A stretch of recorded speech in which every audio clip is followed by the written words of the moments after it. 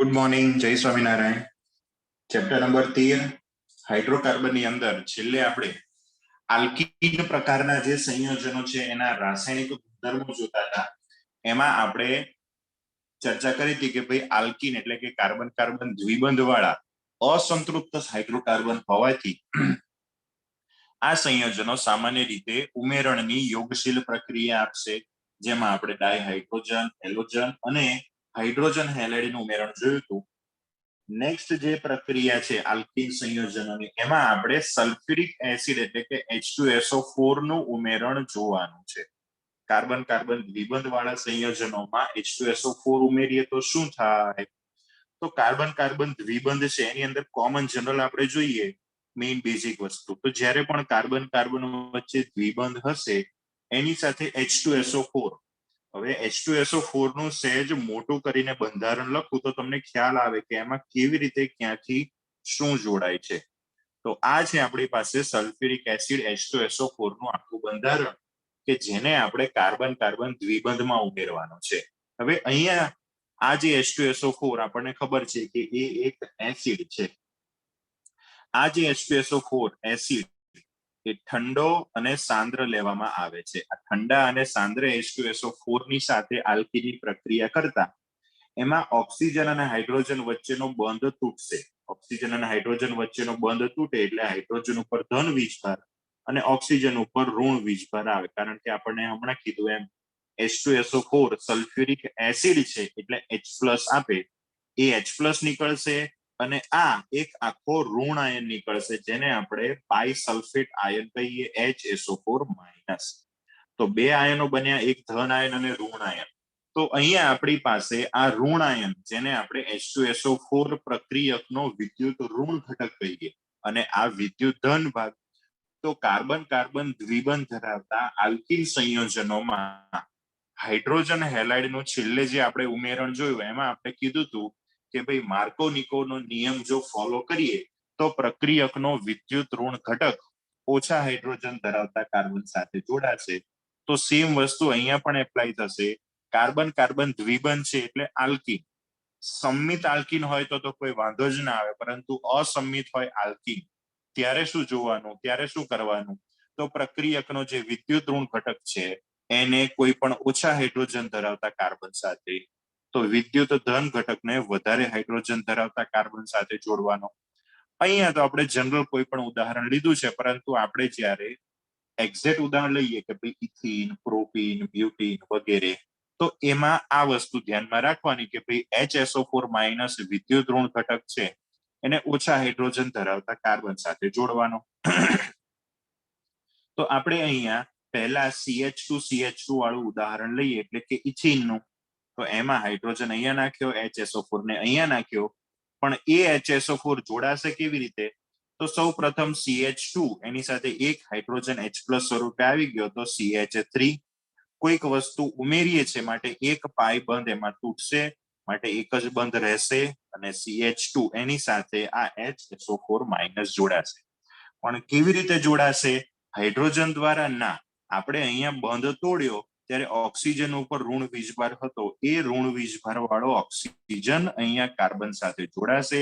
એની સાથે SO3, SO2 અને એક ઓક્સિજન એટલે SO2 અને OH. આપણે આ રીતે ના લખવું હોય તો આને CH3CH2 અથવા તો C2H5O SO3H આ રીતે પણ લખી શકીએ. અહીંયા આ સંયોજનનું જો નામ વિચારીએ તો આટલા ભાગને આપણે ઇથાઇલ કહીએ અને આને આપણે બાયસલ્ફેટ અથવા તો હાઇડ્રોજન સલ્ફેટ કહીએ. તો આ જે સંયોજન બન્યું એનું નામ થશે ઇથાઇલ હાઇડ્રોજન સલ્ફેટ અથવા તો ઇથાઇલ બાયસલ્ફેટ. અહીંયા આપણે જે આલ્કીન લીધો એ સમમિત આલ્કીન હતો, બંને બાજુ એક સરખા હતા. પરંતુ જ્યારે આપણી પાસે અસમમિત આલ્કીન હોય જેમ કે CH3CH_CH2 એટલે કે પ્રોપીન, એ પ્રોપીન સાથે જ્યારે હું H2SO4 ની પ્રક્રિયા કરું તો આવા કોઈ પણ અસમમિત આલ્કીનમાં શું કરવાનું? તો આપણા પ્રક્રિયકના બે ભાગ પાડવાના, એક પ્લસ અને એક માઇનસ. જે વિદ્યુત ઋણ ભાગ છે એને ઓછા હાઇડ્રોજન ધરાવતા કાર્બન સાથે, તો જે ધન છે એને વધારે હાઇડ્રોજન ધરાવતા કાર્બન સાથે જોડીએ તો આપણને નિપજ જે મળશે એમાં CH3, પછી વચ્ચે વાળો કાર્બન કે જેની સાથે ઓછા હાઇડ્રોજન છે એ કાર્બન સાથે વિદ્યુત ઋણ ઘટક એટલે કે OSO3H જોડાશે અને વધારે હાઇડ્રોજન ધરાવતા કાર્બન સાથે હાઇડ્રોજન જોડાવાથી આપણને આવી નિપજ મળશે. ડન. તો આ પ્રક્રિયામાં આપણે હાઇડ્રોજન સલ્ફેટ અથવા તો સલ્ફ્યુરિક એસિડનું ઉમેરણ કર્યું. આ પ્રક્રિયા પણ માર્કોવ-નિકોવના નિયમ પ્રમાણે જ થાય છે, જે આપણે આ બંને પ્રોટીન અને ઇથિનના ઉદાહરણથી સમજ્યા. ઉમેરણની પ્રક્રિયા છે માટે આ પણ એક યોગશીલ પ્રક્રિયા છે. H2SO4 ઉમેર્યા પછી નેક્સ્ટ આપણે ઉમેરવાનું છે પાણી. કોની અંદર પાણી ઉમેરવાનું છે? કાર્બન કાર્બન દ્વિબંધ ધરાવતા આલ્કીન પ્રકારના સંયોજનોમાં.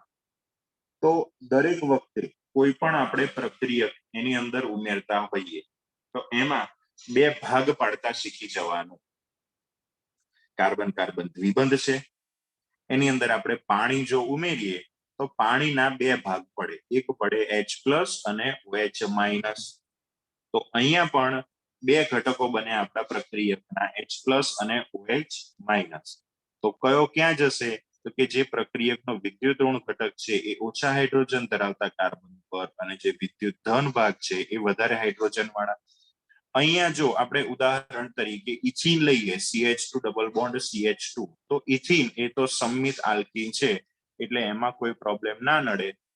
એક કાર્બન ઓછા હાઇડ્રોજન ધરાવતા વધારે હાઇડ્રોજન વાળું એવું અહીંયા કઈ છે નહીં, માટે અહીંયા આપણે જોડીએ OH- અને છેલ્લા ઉપર જોડીએ આપણે હાઇડ્રોજન, તો CH3CH2OH એટલે આપણને મળશે ઇથેનોલ.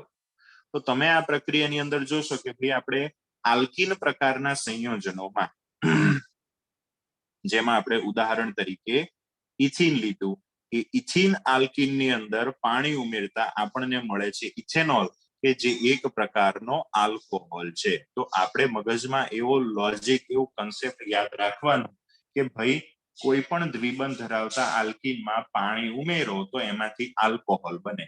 ઇથિન હોય તો ઇથેનોલ, પ્રોપીન હોય તો પ્રોપેનોલ, બ્યુટીન હોય તો બ્યુટેનોલ, પેન્ટીન હોય તો પેન્ટેનોલ. પણ આ પાણી એમને એમ નહીં ઉમેરાય. આ પાણી એસિડિક પાણી હોવું જોઈએ. મતલબ કે આ પાણીની અંદર કોઈ પણ ખનિજ એસિડ જે સામાન્ય રીતે સલ્ફ્યુરિક એસિડ હોય છે એ મંદ સલ્ફ્યુરિક એસિડના થોડાક આની અંદર ટીપા નાખી દીધેલા હોવા જોઈએ. હવે એકચ્યુઅલી સલ્ફ્યુરિક એસિડ તો આપણે સાંદ્ર સ્વરૂપે જ નાખવાનો, પણ એ પાણીમાં ઉમેરતા એ એક જાતનો મંદ સલ્ફ્યુરિક એસિડ થઈ ગયો હોય. તો પાણીની અંદર સાંદ્ર સલ્ફ્યુરિક એસિડના થોડા ટીપા નાખીએ એવું એસિડિક પાણી જ્યારે આપણે આલ્કીન સાથે પ્રક્રિયા કરાવીશું તો એમાંથી આલ્કોહોલ બનશે. સંમિત આલ્કીન છે એટલે એમાં તો ઉમેરણ કરવામાં કોઈ તકલીફ નહીં પડે, પરંતુ જ્યારે આપણી પાસે અસંમિત આલ્કીન હશે, આમાં એક ઉદાહરણ આપણે બદલીએ. ઉદાહરણ તરીકે આપણે લઈએ બ્યુટીન. રેડી? આમાં પણ આપણે જોઈ શકીએ છીએ કે દ્વિબંધની કાર્બન કાર્બન દ્વિબંધની બંને બાજુએ સરખા સમૂહ નથી. આવા સંયોજનમાં H2O જેવો અસમપ્રક્રિયક એસિડની હાજરીમાં ઉમેરતા આ પ્રક્રિયકનો વિદ્યુત ઋણ ઘટક એટલે કે OH- ઓછા હાઇડ્રોજન ધરાવતા કાર્બન સાથે અને હાઇડ્રોજન છે એ વધારે હાઇડ્રોજન ધરાવતા કાર્બન સાથે જોડાવાથી આપણને જે નિપજ મળશે એમાં ઓછા હાઇડ્રોજન ધરાવતા એક જ હાઇડ્રોજન ધરાવતા કાર્બન સાથે OH જોડાશે અને વધારે હાઇડ્રોજન ધરાવતા છેલ્લા કાર્બન સાથે હજુ એક હાઇડ્રોજન જોડાવાથી CH3 બનતા આપણને નિપેજ તરીકે બ્યુટેન-2-ઓલ મળે છે, કે જે પોતે એક આલ્કોહોલ છે. તો આ રીતે આલ્કીનમાંથી આલ્કોહોલ બનાવી શકીએ. અહીંયા આપણે પાણીનું ઉમેરણ કર્યું માટે દરેક વખતે આપણે કાર્બન કાર્બન દ્વિબંધમાંનો એક પાઈ બંધ તોડવાનો થશે. અહીંયા પણ આપણે જોયું એમ કયા પ્રકારે કયા નિયમ પ્રમાણે અંદર ઉમેરણ થાય છે, તો કે માર્કોવ-નિકોવના નિયમ પ્રમાણે અહીંયા પ્રક્રિયકનું ઉમેરણ જોવા મળે છે. આ આપણે ઉમેર્યું પાણી. હવે આ બધી ટોટલ 5 અત્યાર સુધીની પ્રક્રિયા જોઈ, એમાં આપણે કંઈક ને કંઈક આલ્કીનની અંદર ઉમેર્યું. પહેલું શું ઉમેર્યું? તો કે પહેલા H2 ઉમેર્યો, પછી ડાયહેલોજન ઉમેર્યો, પછી હાઇડ્રોજન હેલાઇડ ઉમેર્યો, પછી સલ્ફ્યુરિક એસિડ ઉમેર્યો અને છેલ્લે આપણે ઉમેરી દીધું પાણી. આ બધી યોગશીલ પ્રક્રિયાઓ હતી કાર્બન કાર્બન દ્વિબંધ વાળા આલ્કીન સંયોજનોની. હવે નેક્સ્ટ 6થા નંબરની જે પ્રક્રિયા આવે છે એ ઓક્સિડેશન પ્રકારની પ્રક્રિયા છે.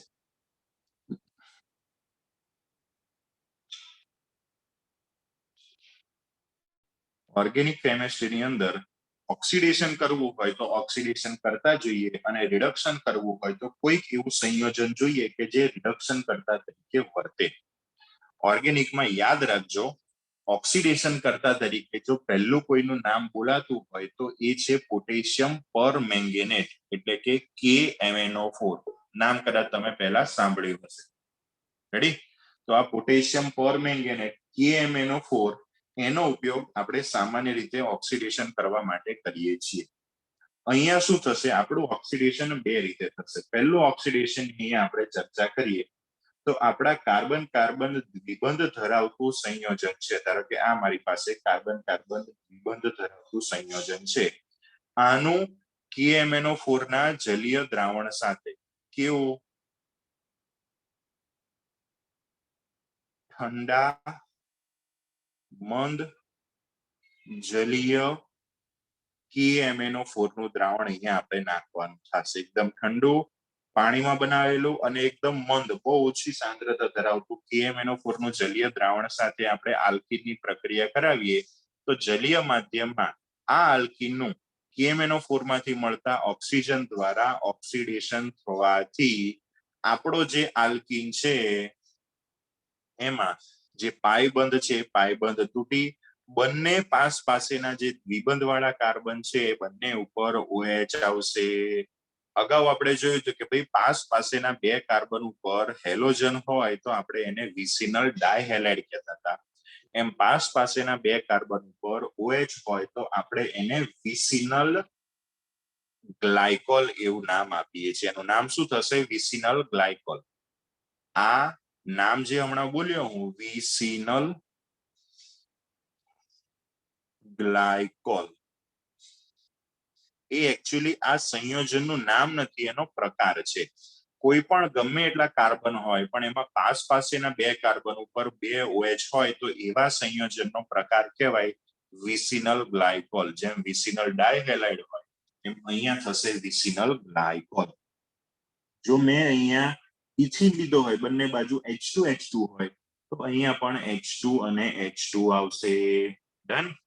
તો આ હતી પહેલી પ્રક્રિયા ઠંડા મંદ જલીય KMnO4 સાથેની ઓક્સિડેશન પ્રક્રિયા. આ ઠંડા મંદ જલીય KMnO4 નું જે દ્રાવણ છે એનું નામ યાદ રાખજો, એને કહે છે બેયરનો પ્રક્રિયક. એને શું કહેવામાં આવે છે? બેયર પ્રક્રિયક અથવા તો બેયરનો પ્રક્રિયક. તમને કદાચ ખબર હોય કે ના ખબર હોય પરંતુ KMnO4 નું જલીય દ્રાવણ જાંબલી રંગનું હોય. કેવા રંગનું હોય? એ જાંબલી રંગનું હોય.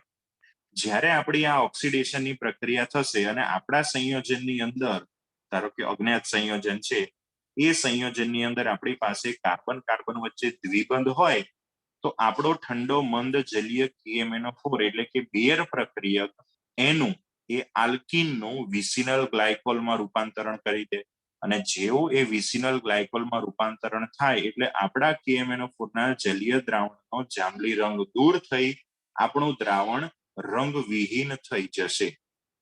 તો KMnO4 ના ઠંડા મંદ જલીય દ્રાવણમાં કોઈક અજ્ઞાત પદાર્થ નાખતા દ્રાવણનો જાંબલી રંગ દૂર થતો હોય તો સમજવાનું કે આપણા સંયોજનમાં દ્વિબંધ હાજર હશે.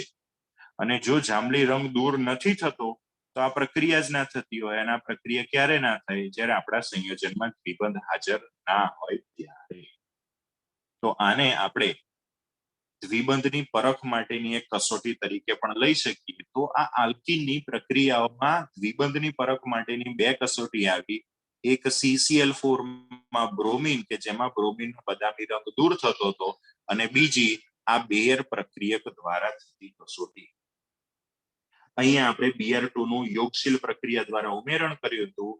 બેયર પ્રક્રિયક દ્વારા આલ્કીનનું ઓક્સિડેશન થશે વિસિનલ ગ્લાયકોલમાં. આ પહેલા પ્રકારનું ઓક્સિડેશન હતું બહુ નીચા તાપમાને. બીજા પ્રકારનું જે ઓક્સિડેશન છે એ થોડુંક વિશિષ્ટ પ્રકારનું છે. અહીંયા આપણે ઓક્સિડેશન કરવા માટે KMnO4 નું એસિડિક દ્રાવણ લઈશું, એટલે કે કોઈ પણ એસિડના અંદર ઉમેરણ કરેલું હશે KMnO4 ના જલીય દ્રાવણમાં. માત્ર જલીય KMnO4 નહીં હોય, એની અંદર એસિડ પણ ઉમેરેલો હશે. તો એસિડિક KMnO4 અથવા તો ઓર્ગેનિક કેમિસ્ટ્રીનો બીજો એક સારો ઓક્સિડેશન કરતા K2Cr2O7 પોટેશિયમ ડાયક્રોમેટ જેને કહેવાય. તો એ એસિડિક KMnO4 કે એસિડિક K2Cr2O7 દ્વારા આપણે કાર્બન કાર્બન દ્વિબંધ વાળા આલ્કીન સંયોજનોનું ઓક્સિડેશન કરીએ તો આપણને પ્રક્રિયાની પરિસ્થિતિ પ્રમાણે અને આપણા આલ્કીન પ્રમાણે અલગ અલગ નિપજ મળશે. જો આપણી પાસે કોઈક આલ્કીન એવો હોય કે જેમાં દ્વિબંધ છેડે આવેલો હોય, ધારો કે આવો કોઈક આપણી પાસે આલ્કીન છે અને બીજો એક આલ્કીન સમમિત છે,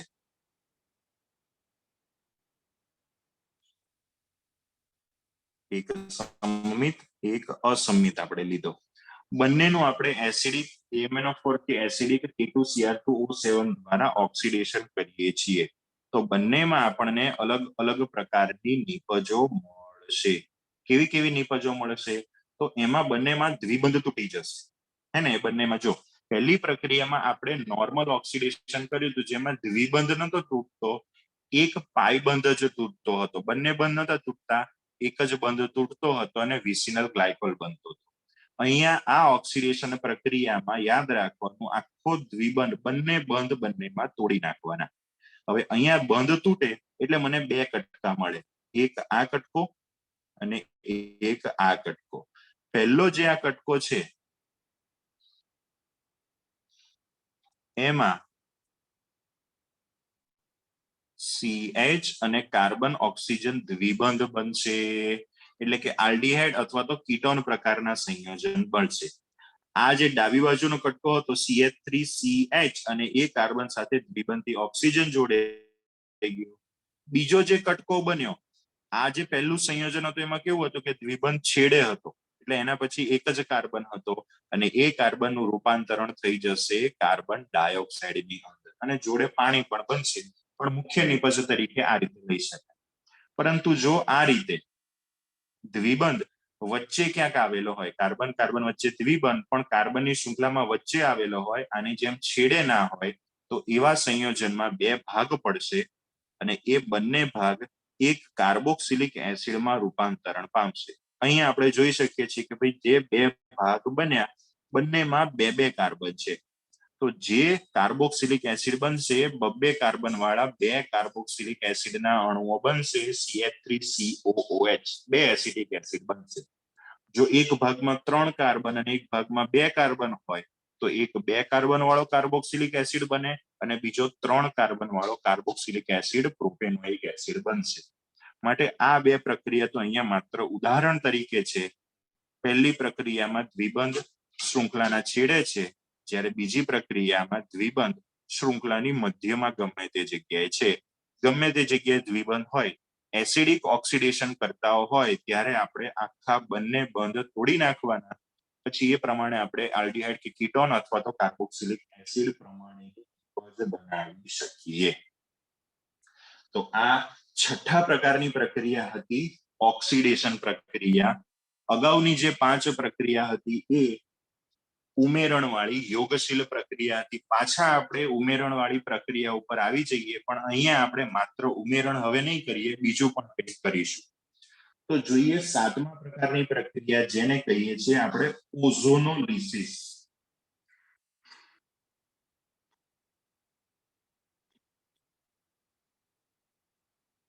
આ પ્રક્રિયાને નામ પરથી યાદ રાખજો, આમાં બે ભાગ પડે છે, ઓઝોન અને લિસિસ.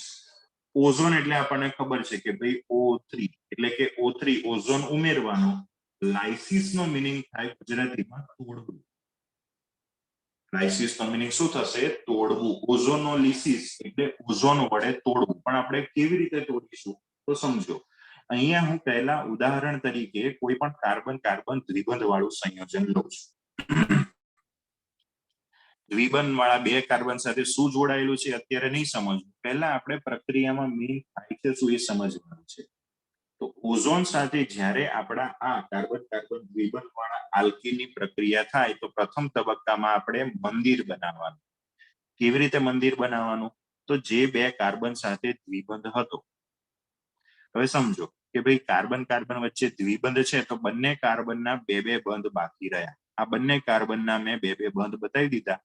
એ બંને બંધમાં કોઈ ચેન્જ નહીં આવે એટલે એને જેમ છે એમ હું લખી દઉં.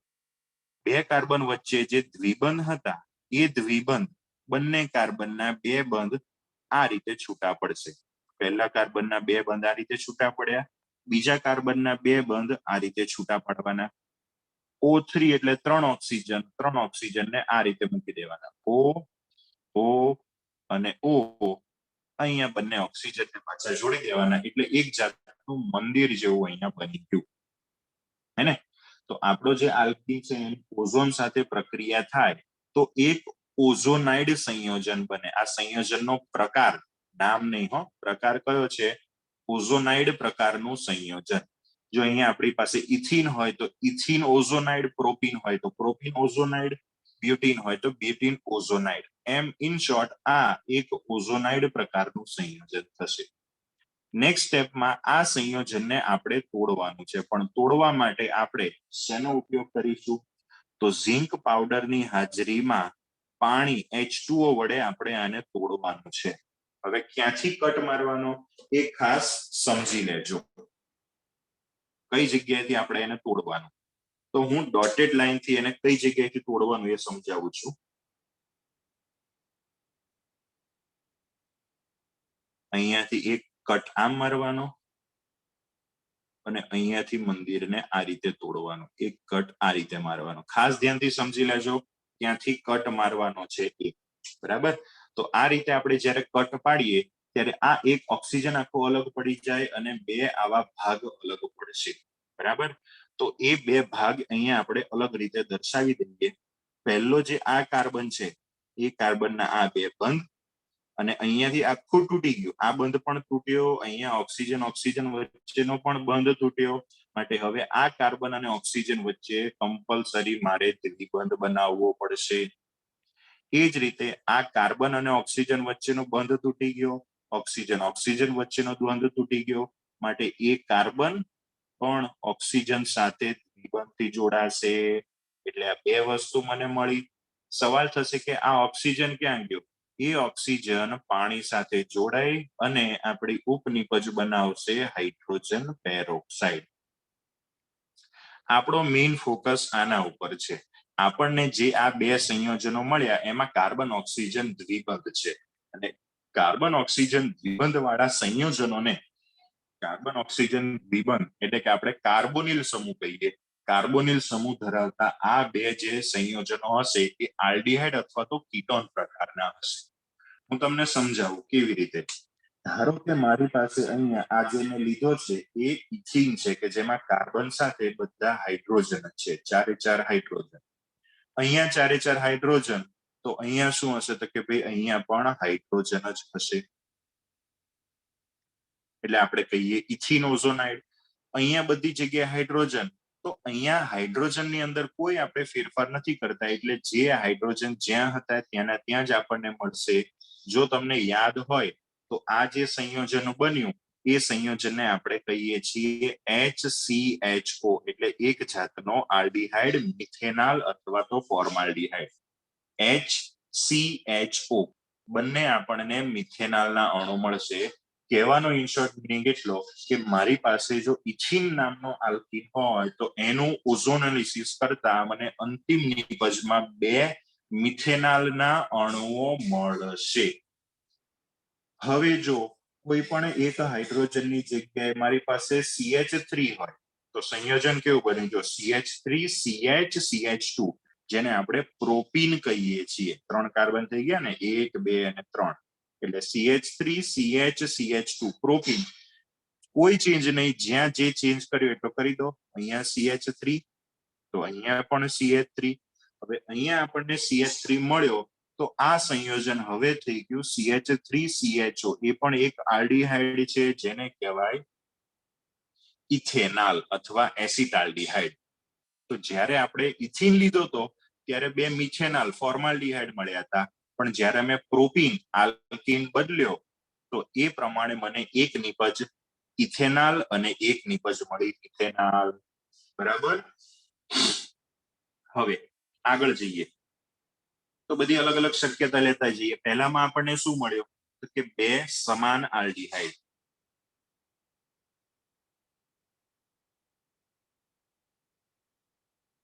ચલો પછી એક CH3 મતલબ પ્રોપીન લીધો તો આપણને શું મળ્યું? બે આલ્ડિહાઇડ મળ્યા. સમાન નતા, અલગ અલગ હતા, પણ બે આલ્ડિહાઇડ મળ્યા. ચલો હવે અહીંયા પણ હું CH3 મૂકી દઉં. CH3 CH double bond CH જેને તમને નામ આવડતું હશે, હવે એને કહેવાય બ્યુટ-2-ઈન.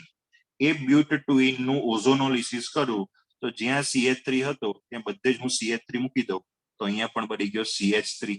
તો આ કન્ડિશનમાં આપણને પાછું શું મળ્યું? બે સમાન આલ્ડિહાઇડ. એસિટાલ્ડિહાઇડ એસિટાલ્ડિહાઇડ એટલે કે ઇથેનાલ પ્લસ ઇથેનાલ. તો અહીંયા આપણે આ પ્રકારના સંયોજનોમાં બે સમાન આલ્ડિહાઇડ અથવા તો બે આલ્ડિહાઇડ.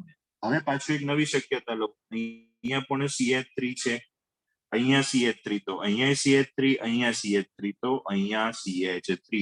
આ જે સંયોજન બન્યું CH3COCH3.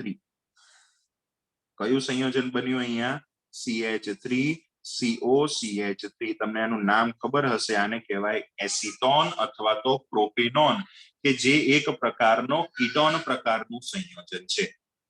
તો સંયોજન અહીંયા આલ્કીન બદલ્યો તો મને જો એક કીટોન મળ્યો અને એક આલ્ડિહાઇડ મળ્યો, માટે અહીંયા એક નવી શક્યતા એવી થઈ કે ભાઈ એક આલ્ડિહાઇડ વત્તા એક કીટોન નું મિશ્રણ મળશે. છેલ્લો એક બાકી રહેલો હાઇડ્રોજન, ત્યાં પણ હું CH3 મૂકી દઉં તો અહીંયા પણ CH3 થઈ જશે, અહીંયા પણ CH3 થઈ જશે. તો આ પણ શું થઈ ગયો? એસિટોન અથવા તો પ્રોપેનોન. મતલબ કે મને બે કીટોન નું મિશ્રણ મળે છે. તો એક કોમન વસ્તુ આને આધારે કન્ક્લુઝન તારણ એવું કહી શકાય કે આલ્કીન નું ઓઝોનોલિસિસ અને પછી જળ વિભાજન કરવામાં આવે તો મને અંતિમ નિપજ તરીકે કાં તો બંને આલ્ડિહાઇડ, એ ચાહે સરખા પણ હોય અલગ પણ હોય, કાં બંને કીટોન, એ પણ બંને સરખા અથવા બંને અલગ હોય, તથા એક આલ્ડિહાઇડ અને એક કીટોન નું અલગ અલગ જાતના ઘણા બધા પ્રકારના સંયોજનોનું મિશ્રણ આપણને મળી શકે. જે પ્રમાણેનો આલ્કીન લીધો હોય એ પ્રમાણેનો આલ્કીન મળી શકે.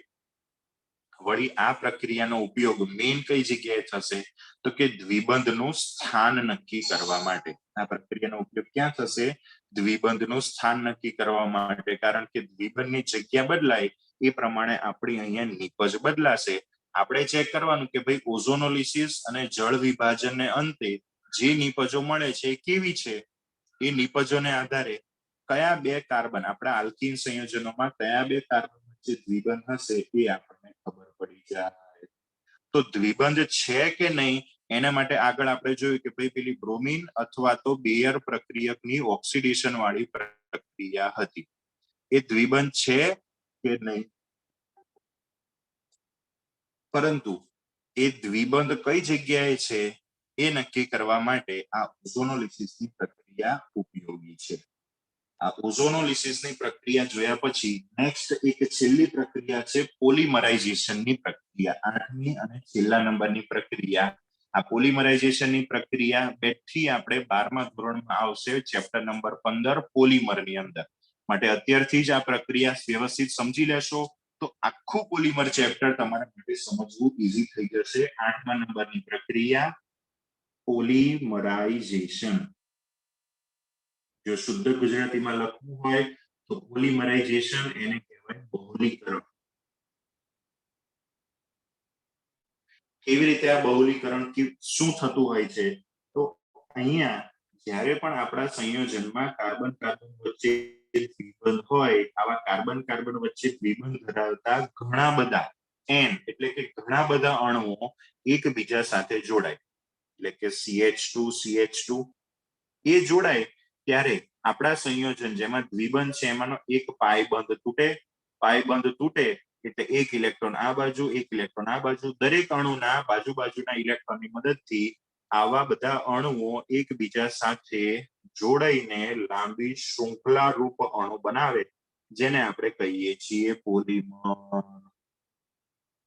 તો આવા પોલીમરમાં આટલું આખું લાંબી શૃંખલા ન લખતા જેટલો ભાગ દર વખતે પુનરાવર્તન પામતો હોય એને આટલા ચોરસ કૌંસમાં દર્શાવી અને એની પાછળ n લખી દઈએ તો આ આપણી પાસે થઈ ગયો પોલીમર કે જે એક આલ્કીન ઇથિન માંથી બનેલો હોવાથી એને આપણે કહીએ છીએ પોલિથીન અથવા પોલીઇથિલિન.